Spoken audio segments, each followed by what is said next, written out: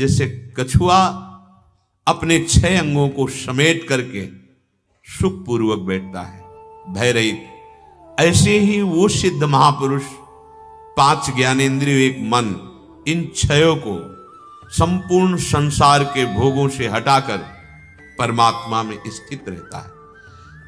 अब यहां भगवान ने बताया कि यदि आपने 5 ज्ञानेंद्रियों को भोगों से तो हटा लिया, पर परमात्मा में स्थित नहीं है, तो लाभ नहीं मिला।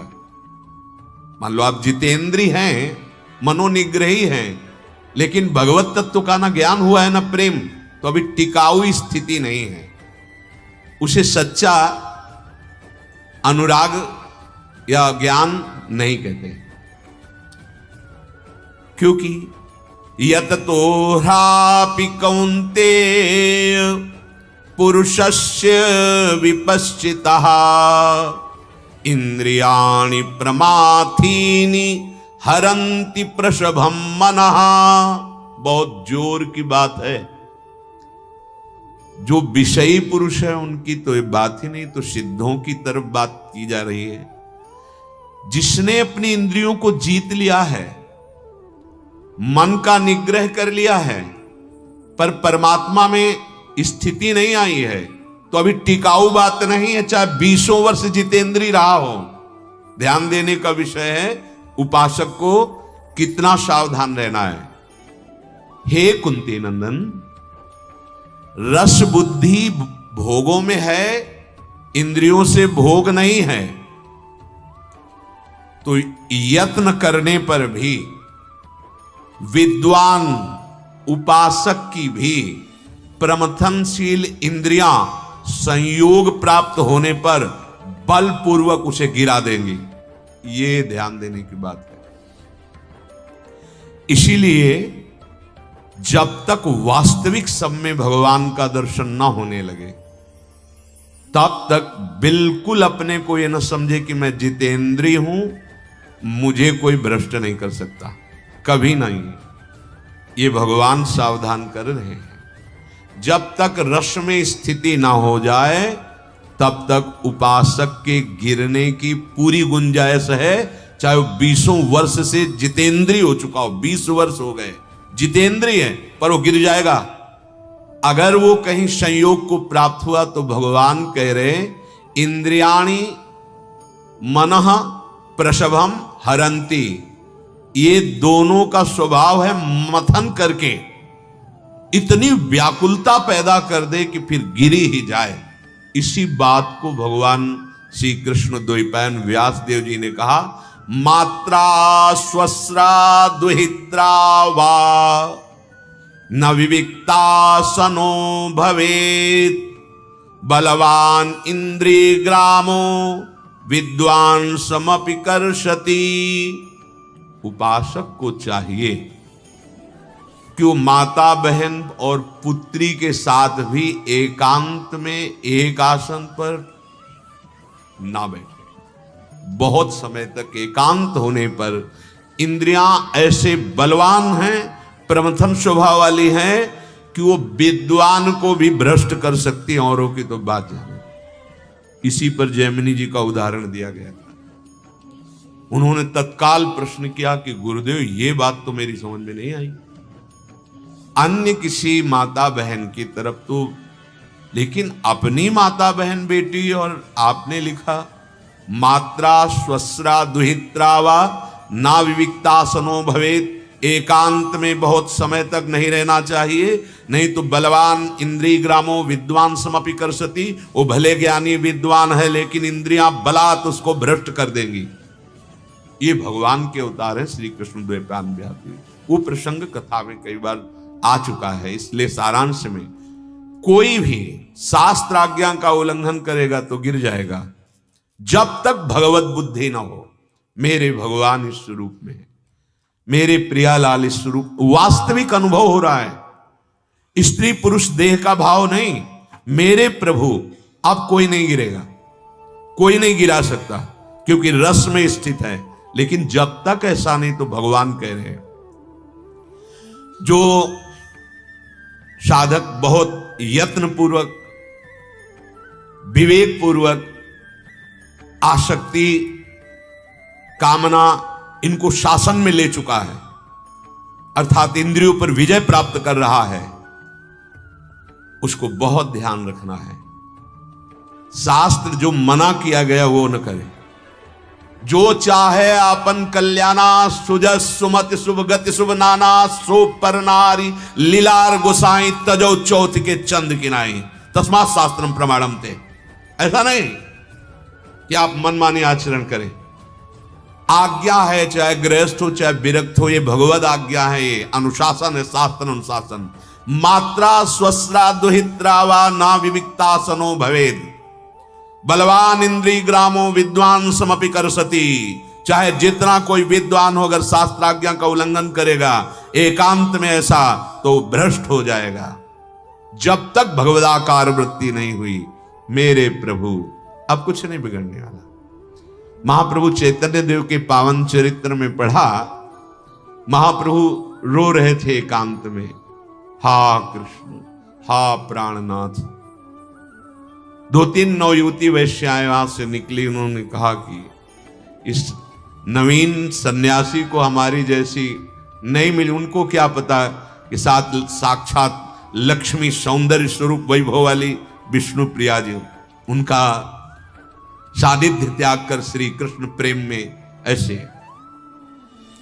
वो नजदीक गए और वार्ता करना प्रारंभ किया। महाप्रभु रोते हुए बोले, मां तेरे चरणों की वंदना कर दो, कृपा कर दे मुझे श्री कृष्ण से। हक से उनको अरे आंखों से अश्रु जेव नेत्र पड़े, पावत ही तिनको दरस उपजय भजनानंद, बिन ही श्रम छुट जाए सब जे माया के फंद। ऐसे महाप्रभु चैतन्य देव, अब कहा उनके अंदर मलिनता रो पड़ी। दूर से चरणों में प्रणाम किया, प्रभु मुझे क्षमा करो, मैं तो ऐसा ही मलिन आचरण करके अपने जीवन को नष्ट करने वाली। कृष्ण कृष्ण कहो, कृष्ण कृष्ण। जब सब में हमें हमारे प्रभु दिखाई दे रहे हैं, सब में हमारा परम भाव, फिर कोई नहीं। जब तक हमें स्त्री दिखाई दे, पुरुष दिखाई दे, भाव में अपवित्रता आने की संभावना है।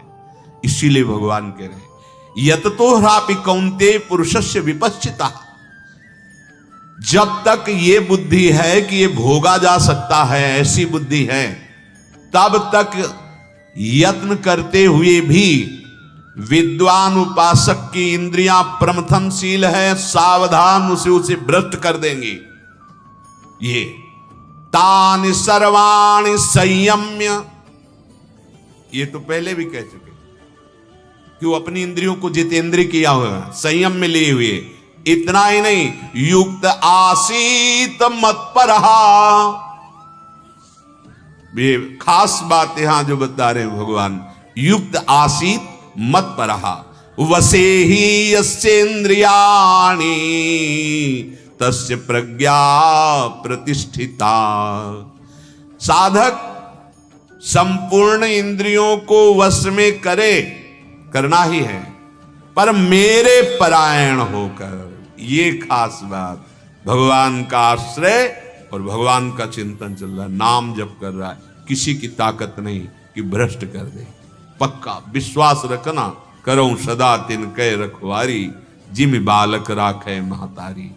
मन और इंद्रियों पर ऐसे भगवान शासन रखते हैं जैसे अर्जुन के रथ के घोड़ों की लगाम पकड़े हैं ना, ऐसे उपासक के हृदय में भगवान उसको आश्रित मत पराया, मत परहा, मेरे परायण, मेरे परायण। नाम जप, लीला गायन, भगवत आश्रय और आज्ञा का पालन। भगवान कहते मेरा वही सेवक है जो मम अनुशासन माने। मेरी आज्ञा भगवान की आज्ञा है, ऐसा कभी गलती ना करे। जो शास्त्र कह रहा वैसे चले, चाहे गुरु बहन हो, कोई भी संबंध हो, अकेले कभी संभाषण न करे। मर्यादा है, चाहे गुरु भाई हो, जैसी मर्यादा रखी गई वैसे।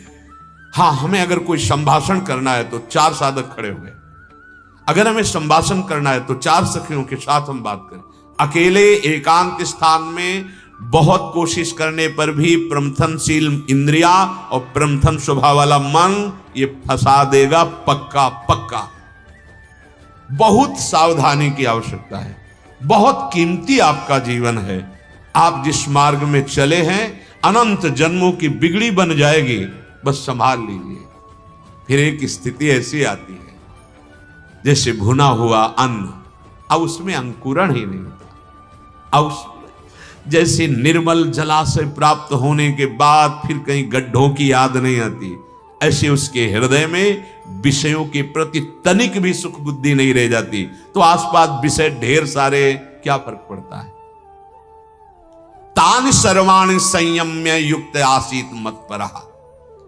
बलपूर्वक मन का हरण करने वाली इंद्रियां हैं और इंद्रियों का हरण करने वाले विषय हैं। नेत्रों से देखा, कानों से सुना, ये सब इंद्रियां हैं। बस मन को इंद्रियों ने बलात् आकर्षित किया, मन ने संकल्प बनाया, अब जो होगा सो देखा जाएगा, वो गिर गया। कामना इतनी प्रबल हुई कि स्मृति काम ही नहीं कर पाई। बोलने में इतना देर लगा, कामना और स्मृति बोलने में देर लगा, अपहरण करने में देर नहीं लगता। इंद्रियां बलात् मन का अपहरण, मन बलात् बुद्धि का अपहरण और विषय इंद्रियों का अपहरण कर लिए। अब ये होता है कि हम तो चाहते नहीं थे, पता नहीं कैसे हो गया, पता नहीं कैसे हो। ये पता है शास्त्र आज्ञा का उल्लंघन हुआ है पक्का। अगर गुरु आज्ञा शास्त्र आज्ञा का उल्लंघन न हो तो सच्चे हाथ उठा के कहता हूं, माया की ताकत नहीं कि अपने सहायकों के साथ कुछ भी बिगाड़ सके। जब हम अपनी लक्ष्मण रेखा पार करते हैं तभी माया का आक्रमण होता है, अन्यथा पक्का विश्वास करो नहीं। क्योंकि माया मायाधीश की है और हम उनके दास हैं। मामे वे प्रपद्यन्ते माया में ताम तरंती थे। इसीलिए भगवान बोले, इंद्रियों को जीत लिया, मन का निग्रह कर लिया, लेकिन परमात्मा में स्थिति नहीं तो भ्रष्ट होने में संशय नहीं। भले वो कितना बड़ा विद्वान हो, अगर शास्त्राज्ञा का उल्लंघन करके कहीं भी एकांत ऐसा सेवन तो नष्ट हो जाएगा। क्या करे, तानि सर्वाणि संयम्य युक्त आसीत मत्परः। जब मेरे परायण हो गए तो मेरी जिम्मेवारी बन गई, योगक्षेमम वहाम्यहम्, और मेरे परायण हो गए तो रस बुद्धि भोगों की खत्म हो जाएगी पक्का। ये भी पक्का। जब भगवदानंद का स्फुरण होता है या भगवदानंद की प्रबल लालसा होती है, लगन जिसे कहते हैं, उसी में ब्रह्मादिक के भोग सब विषम लागत ताय, नारायण ब्रज चंद की लगन लगी है जाए। बिल्कुल सावधान। अगर आप थोड़ा भी भजन करने लगे तो आप देखिए थोड़ी भी गलती आपको जलाने लगेगी, आपके हृदय में अशांति पैदा हो जाए। यह है भजन का फल। पहले आप गंदे आचरण करते थे लेकिन आपको अशांति नहीं होती थी, अब आप थोड़ा भजन करने लगे तो अशांति। सोचो, जिनका निरंतर भजन चलता है कैसे हो सकता है। एक स्थिति आती है, हर समय अपने प्रिया प्रीतम में स्थित है, उसके लिए लिख दिया, कर्माणि श्रुति बोधिता नितराम कुर्वन्तु कुर्वन्तु मा गूढ़ाश्चर्य रसा सर्गादि विषयान ग्रहणन्तु मुंचन्तु वा। वो कोई फर्क नहीं ऐसी महान स्थिति में। लेकिन जब तक अपने अंदर वो स्थिति नहीं है, वो हृदय में आती तो पता, जैसे कैसे हम जानेंगे स्थिति है, तो जब पेट भर जाता है तो दूसरा बताता है क्या बंद कर दो आपका पेट भर गया। वो हृदय में स्थिति जागृत होती, जाने मोरी छाती, वो हृदय ही जानता है। वसे ही यस्येन्द्रियाणि तस्य प्रज्ञा प्रतिष्ठिता। जो इंद्रियां बलवान मन का अपहरण कर लेती है, साधक सावधान सजगता पूर्वक रहे। जो गुरुजन है बड़े सावधान वृत्ति से आपको जो शासन में लेते हैं उसको स्वीकार ना करे तो बह जाओ संसार में। कोई भी दृश्य आपको फंसा सकता है। जिनके पास मोबाइल है बहुत अच्छा लाभ ले सकते हो आप। बड़े बड़े महापुरुषों के सत्संग सुन सकते हो, बड़े बड़े महापुरुषों के दर्शन कर सकते हो, कहीं भी किसी भी धाम की लीला का दर्शन कर सकते हो, रास दर्शन कर सकते हो। गंदी बातें क्यों देखो, जिससे हमारा मन चंचल हो क्यों देखो। हम बार बार एकाग्रता, ऐसे तो किसी माता बहन को एकाग्रता पूर्वक समाज में देख नहीं सकते, पर आपके पास यंत्र है एकांत होश में सजगता पूर्वक अपनी इंद्रियों को विषयों का दर्शन करने से भी बचावे जब तक भगवत प्राप्ति न हो। बहुत सावधान रहो। नैमिषारण्य के एक महात्मा आते थे, वो प्रयास से चलो स्वामी जी भिक्षा के लिए चलो, पीछे पीछे, ना बोलना ना देखना, बैठे बस। बहुत नारायण बोल दिए तो बोल दिए, नहीं बोल। हरि बाबा लाखों भगत थे, पर ये गुरुजन महापुरुष ऐसे क्यों रहते हैं? क्या इनमें सामर्थ्य नहीं है क्या? ये देख नहीं सकते क्या? अरे नहीं भाई, इनकी दृष्टि में केवल प्रभु बैठे हैं। पर तस्मा शास्त्रम प्रमाणम थे, बहुत होश में। शास्त्र आज्ञा का उल्लंघन करने वाला सिद्ध हो नहीं सकता। जो सिद्ध पुरुष हैं वो तो इसी से सिद्ध हुए हैं, तो उनका स्वभाव ही बन गया है। मनमानी आचरण करने वाला कभी भगवदानंद का अनुभव नहीं कर सकता। तात्पर्य यह हुआ कि साधक जब अपनी इंद्रियों को वश में करके, मन को वश में करके प्रभु में लीन होने के लिए चल रहा है, तो अभिमान ना करे कि मैं जितेंद्री हूं। दूसरी बात, ये जब अभिमान होता है तब मेरा कौन क्या बिगाड़ लेगा। अब दो बातें आ गई और दोनों गिराने वाली है। पहली हुई शास्त्र के विपरीत बात, इंद्रियों और मन को जो हम जीत पाए हैं वो गुरु कृपा से जीत पाए हैं। उनके द्वारा दी हुई युक्ति, उनके द्वारा दिया हुआ मंत्र नाम से, तो गुरु कृपा से हमारी इंद्रियां, हमारा मन हमारे शासन में आया, हम उनकी गुलामी से मुक्त हो रहे हैं। मुझे कोई बिगाड़ नहीं सकता, ऐसा अभिमान नहीं। इतने बड़े भगवत अवतारी, भगवत पार्षद अगर अहम कर लें तो धूल दूसरी तहम कर देते हैं भगवान। अपने लोग तो बहुत ही कृपा से केवल चल रहे, छोड़ दिया जाए तो दलदल में गिरे हुए हैं। अपनी बात कहते हैं, अपने लोग तो ऐसे चल रहे हैं जैसे दुकान की सामग्री देख के बच्चा दौड़े लेने के लिए, पर बहुत जोर से मां ने कलाई पकड़ रखी और झटक के वो अपने समय, ऐसे नहीं चल, ऐसे चल रहे। अपने तो जो देखते उधर ललायत हो जाते हैं, पर सदगुरु कृपा, श्री जी की कृपा झटक करके सतमार्ग में चला रही। तो हमें दैन्य रहना है कि हम नहीं चल रहे, हमें चलाया जा रहा है। अगर हम चल रहे हैं तो अहंकार आ जाएगा, अहंकार आ जाएगा तो कौन मेरा बिगाड़ सकता है, फिर बिगड़ जाएगा। बड़े बड़ों को भगवान ने अहंकार आने पर ऐसी जगह फंसा दिया कि फिर त्राहिमाम बोलना पड़ा। अहंकार नहीं, दो बातें करें। जितेंद्रियता बढ़ रही तो अहंकार नहीं। अहंकार का लक्षण है मनमानी आचरण करने में उतारू हो जाना, नहीं, पतन हो जाएगा, सावधान। अभिमान साधक को जहां आया वहीं से उन्नति खत्म, पतन शुरू। भगवान से विमुख करना अभिमान का लक्षण है। इंद्रियों का संयमन अपने बल का अभिमान से नहीं होता, भगवत कृपा से हो रहा है। प्रभु बड़ी करुणा कर रहे हैं। हमारा जो प्रयास हो रहा है भगवत बल से हो रहा है, भगवत कृपा ही है। इसलिए मत परायण भगवान बोला, मत परा। भगवान की कृपा का हर समय चिंतन होना, और भगवान के परायण का तात्पर्य है भगवान की आज्ञा पालन करना। अब उसकी सिद्धावस्था में कोई संशय नहीं होगा, वो सिद्ध हो जाएगा। हमारी इंद्रियां, हमारा मन संयम में हो रहा है, इसका अभिमान नहीं, क्योंकि भगवत कृपा से हो रहा है। मेरे करुणा निधान आराध्य देव गुरुदेव कृपा कर रहे हैं, इसलिए ऐसा हो रहा है। दूसरी बात, भगवत आज्ञा का उल्लंघन नहीं। जब लिखा हुआ है कि नहीं संभाषण करना एकांत में, नहीं बैठना एकांत में, नहीं मिलना, तो आपको वैसे ही आचरण करने चाहिए।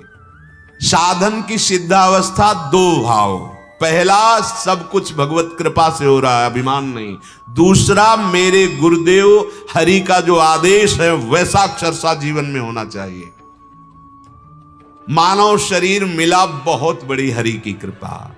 सत्संग मिला, बहुत बड़ी हरि की कृपा। साधना मिली, बहुत बड़ी हरि की कृपा। साधना में रुचि हुई, बहुत बड़ी हरि की कृपा। अब सिद्ध भी हो जाओगे हरि की कृपा से। बस प्रभु की कृपा पर दृष्टि रखो, आज्ञा उल्लंघन नहीं। आज्ञा उल्लंघन करने में देर नहीं लगती साधक को, वो डरता नहीं है। अरे यही डर अपि हरिवंशित, डरो। आज्ञा उल्लंघन कर दोगे फिसल जाओगे, बहुत ही फिसलन है।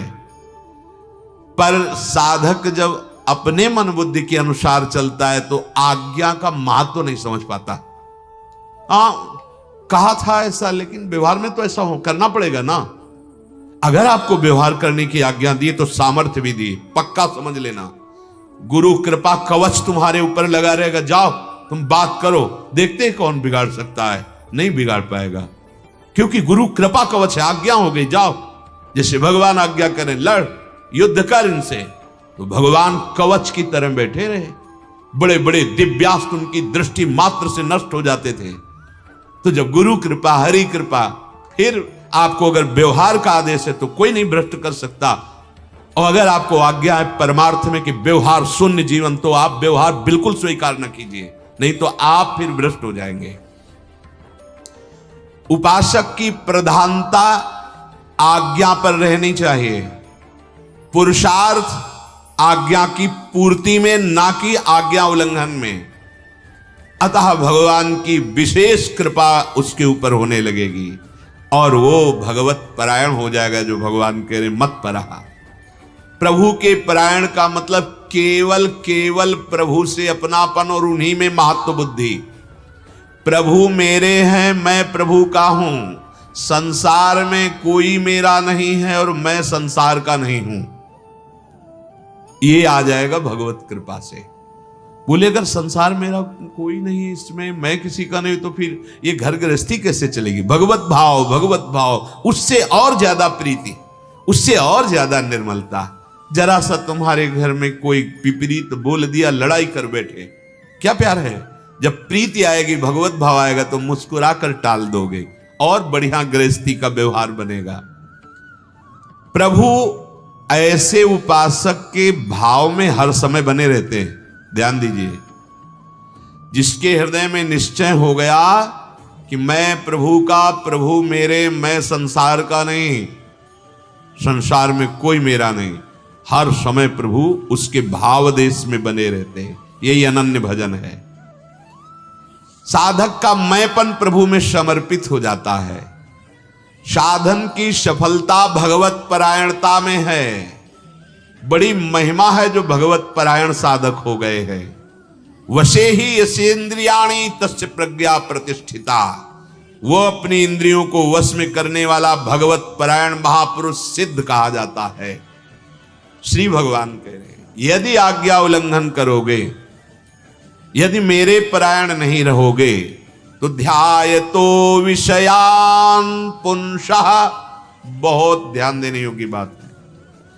ध्यायतो विषयान पुंसः संगस्तेषु उपजायते, संगात् संजायते कामः, कामात् क्रोधोऽभिजायते, क्रोधात् भवति सम्मोहः, सम्मोहात् स्मृति विभ्रमः, स्मृति भ्रंशात् बुद्धिनाशो, बुद्धिनाशात् प्रणश्यति। जो आज्ञा उल्लंघन करता है उस साधक का विषय चिंतन बनने लगता है। यह है सर्वनाश।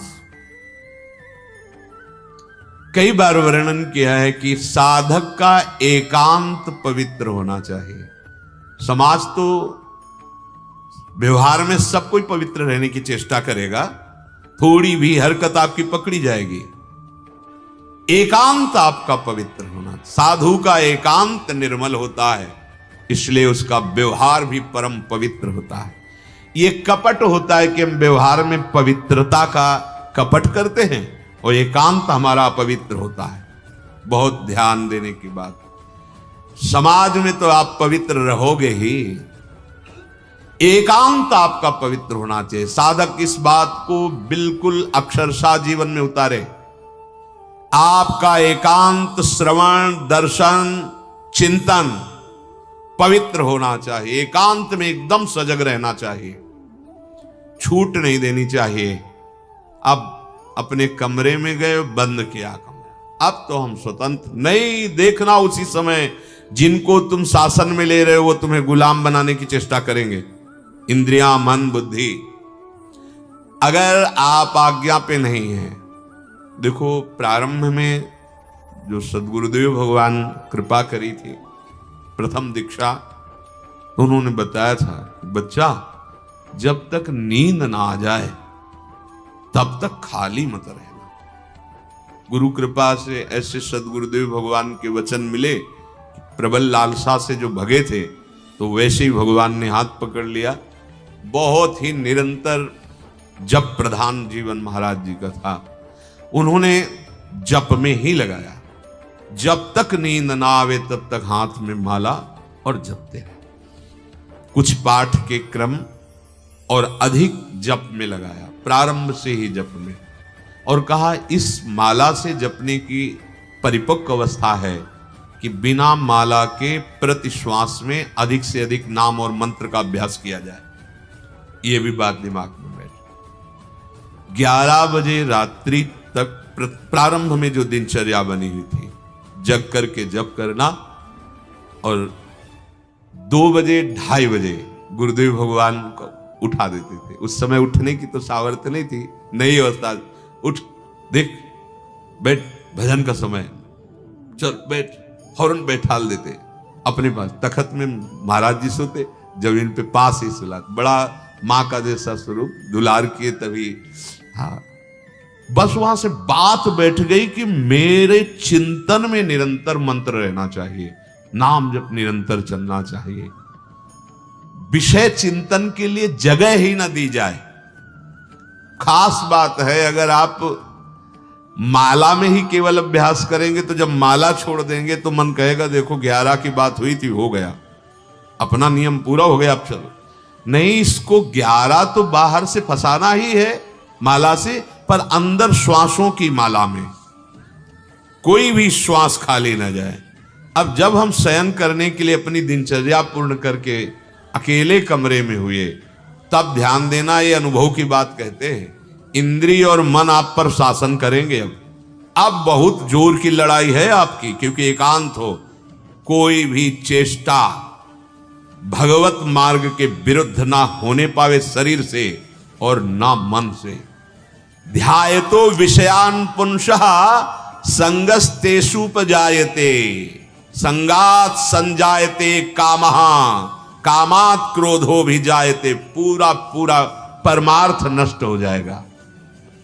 जहां विषयों का चिंतन हुआ, ये मोबाइल बहुत हानिकारक है यदि विपरीत दिशा में गए आप। बार बार इसलिए सावधान कर रहे हैं, इसमें पूरा संसार है।